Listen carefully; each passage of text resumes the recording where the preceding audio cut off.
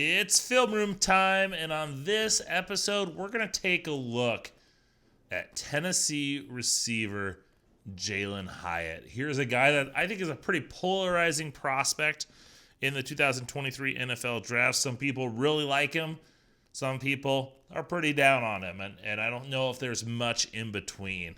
If you're not familiar with what we do in these videos, is I like to take clips and plays from different games to kind of showcase the type of player, in this case, Jalin Hyatt is.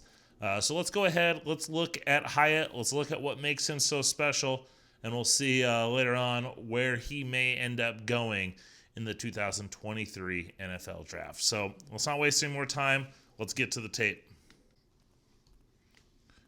Now, if you've seen any of Hyatt and any of Tennessee this year, you know that he makes his hay getting down the field. Here against Alabama, he's lined up in the slot, out wide, big splits, utilizing that space, and he's able to just accelerate past everyone. He split those two defenders right down the middle. The slot corner, the safety got sucked in too much inside, and he was able to just accelerate, get past both of them, and run underneath the ball for a touchdown.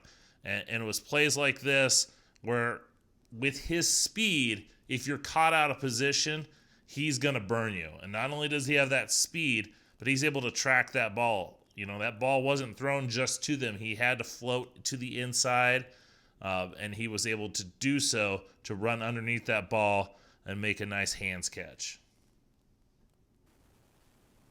We see this again later on in the game. Hyatt's now lined up down below. I don't know if you call this slot or outside, but he's lined up behind his other receiver. And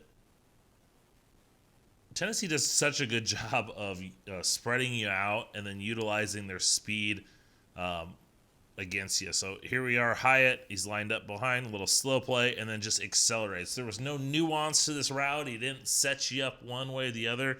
He just kind of slowed you down, lulled you into a little bit of a sleep. Okay, a little stutter step, hesitation, and then he just turns it on. That defensive back had no chance to stop him.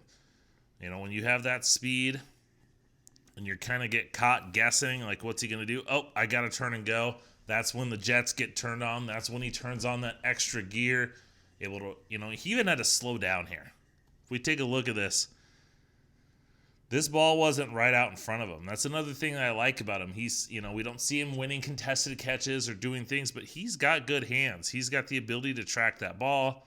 That ball's behind him. He's able to reach back, make that catch, and then maintain his balance as he runs in for this long touchdown.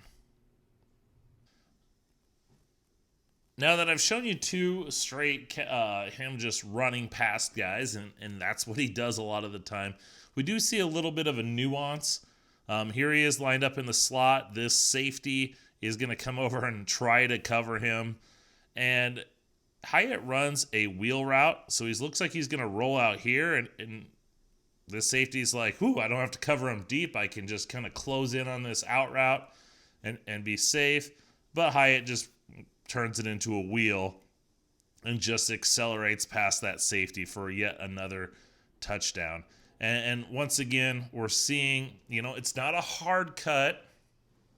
He's not breaking you down and then bursting out of that cut. It's just that roll, but it's just his speed. Because he's got such elite speed and he's constantly moving, he's able to still go by you. And then once again, this ball is not on target. It's not down the sideline. It's out here, and he's having to adjust, go out and go get it, but yet score another touchdown. And it's one thing for him to run past you on just a straight go route, but throwing in that wheel, I mean, that's part of his game too, is just, you know, using that speed and rolling outside. But then he can turn this upfield and just make you miserable trying to defend him. And because he's got that speed, a lot of defenders, what they have to try and do is play off. I mean, this defensive back, it looks like he's their nickel corner.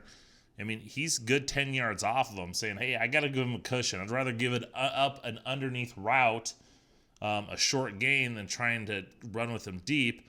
And even doing so, he still he still is able to run by you. I mean, he got tripped up there a little on that play, but he's just still, he can eat up that gap, eat up that cushion in a matter of a few steps just because he's of that elite acceleration. Now, Hyatt is much more than just a pure deep threat. He does have, I mean, that's what he is. Let's not get it wrong. But he is able to use that as, to help him out here in the red zone. You're thinking, oh, hey, we're not 60 yards away from a touch to the end zone. We can kind of rest a little bit. Here in the red zone at about the 13-yard line, 14-yard line. He's lined up down here in the slot at the bottom of the screen, and he's going to push at this defensive back and make a little body lean, like he's going to go outside. Maybe they're going to run a little speed route to the corner of the end zone, get the ball out there, let him run under it. But instead, puts a hard foot down and rolls inside, and he's able to use then that speed to get inside of that defensive back on the slant route, and then he does a good job of positioning his body.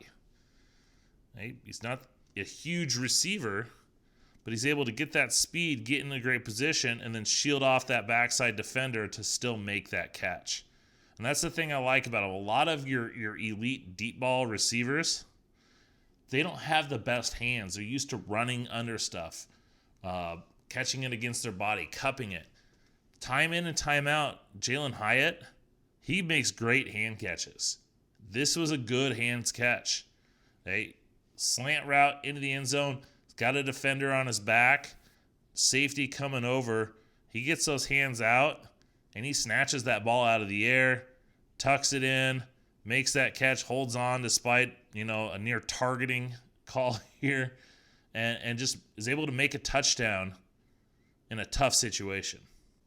All right, and finally, the last clip that I want to look at has Hyatt running a short route, underneath route. Here he is lined up tight to the formation. Usually he's spread out wide. And they're going to run a little boot action with him crossing. Not even a boot action, just kind of misdirection. And he's crossing that formation, and he's able to use his speed in the short area and in space for the touchdown, once again, in the red zone. So the offense gets everyone moving to the right, and while they're doing that, he's getting all that speed built up. Once again, good hands catch, and just able to accelerate into the end zone. Now, Jalin Hyatt's not going to be a short underneath type receiver. Sure, you might run him on some shallow crossers or a drag route here and there. He's going to do most of his work vertically, but you can see if you get him up to speed and moving, he can be a weapon underneath as well, especially in space. He's not a shifty guy that's going to make you miss, but if you can get him up to top speed and in space, he might just eliminate your pursuit angles in a hurry. So as I said at the beginning of this video, Hyatt is a pretty polarizing player. He either you love him or you don't. And there's not a lot of in between. He is what he is. He's not a complete receiver that's going to go in and out of breaks and beat you that way, creating separation. Where he's going to get you is that vertical deep threat. And I was a little surprised. He ran a 4.40 40, which by all means is not slow. I thought he would run faster. But there's guys who run fast. They're just fast players. There's guys that run 4.3s or 4.2 somethings who you don't see that speed on the field. Hyatt's a guy that I think plays faster than his time. And you see here, playing against Alabama, Alabama's secondary is not only well coached, but they bring in 4- and 5-star guys every single year. And a lot of those guys are going to get drafted this year too, and he just blew past them. So if he can do that game in and game out in the SEC, I don't see why he can't do that in the NFL. Now, he is a little bit of a one-trick pony, But we've got to realize that guys like that, if your one trick is elite, you're going to have success. I mean, we've seen guys like Will Fuller have success in this league as a one-trick pony. Ted Ginn Jr. too. I mean, Will Fuller, before he had injuries, him and Deshaun Watson in Houston was a pretty elite duo. But Will Fuller struggled with injuries. We'll see how Jalin Hyatt does in the NFL. But like I said, he's got that elite speed. He's got a little bit of nuance in him. He tracks the ball well. He catches it well. So if you're a team looking for a vertical element to add some juice to your offense, I definitely think Jalin Hyatt is a guy for you. And I wasn't a big fan of him, but the more I watched and the more you kind of just understand that, hey, it's not about what you can't do. We look at DK Metcalf. He went to the end of the second round because people are like, well, he can't run, and I was one of them. Can't run an elite, he can't run the full route tree. And I kind of, as I didn't have him down as a late second round pick. But I think teams are going to look at that and say, well, yeah, DK Metcalf can't run a full route tree, but what he does really well, and we can use that and use what he does well to our advantage. And DK Metcalf isn't asked to do lots of in and sharp in cuts and that. He's asked to go deep and win vertically and do some slants and stuff like that. I think Hyatt, isn't as big. Hyatt's only 6 foot, 176 pounds, but whoever drafts him is going to ask him to run deep, to run vertical routes, to run deep posts, deep crossers, occasional slants, shallow crosses, and they're going to utilize that to help their offense out. So I think he's going to be a first-round pick. I don't know how high he's going to go. I wouldn't shock me if he went in the top 15 to a team that wants to add speed. The Tennessee Titans, they could use some speed to their offense. Would shock me if they took him at 11. It wouldn't shock me if Baltimore took him in the 20s, adding more speed. They're always looking for receivers. So there's a lot of places he can go. The Los Angeles Chargers could use a deep threat with his speed. So it'll be fascinating to see where Jalin Hyatt ends up going. But I'm willing to bet it is in the first round. All right, so that's going to go ahead and do it for this episode of the Film Room. Make sure the best way to get these is to subscribe. So make sure you hit that subscribe button. Hit the bell for any of the notifications. Make sure you're following me on social media, draft_Brian.